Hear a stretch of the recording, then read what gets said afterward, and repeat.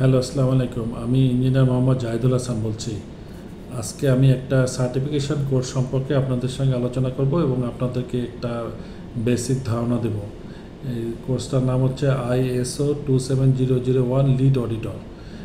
এটা সাধারণত information security management সিস্টেমের অডিট করার উপরে এই কোর্সটা করা হয়ে থাকে।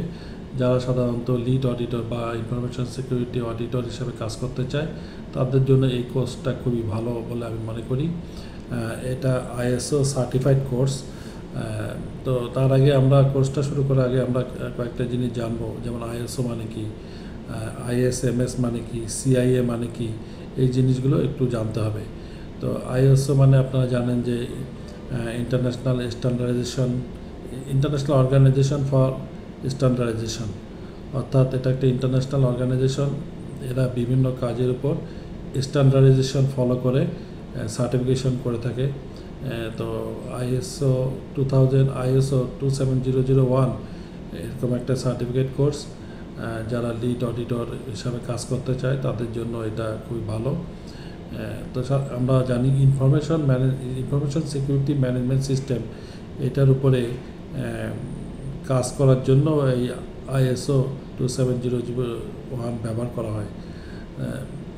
তো ISO 27001 দুটি প্রিন্সিপালের উপর বেস করে তৈরি হয়। আসলে ISO সার্টিফিকেশনটা মানে কি, ISO কতগুলো স্ট্যান্ডার্ডাইজেশন ফলো করে।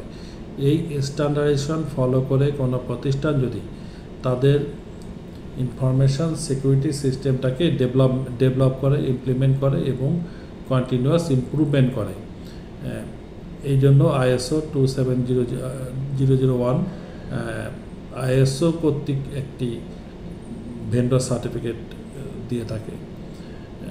তো যাই হোক, এই কোর্সটা করলে আপনারা সিকিউরিটির উপর, ইনফরমেশন সিকিউরিটির উপর অনেক কিছু জানতে পারবেন।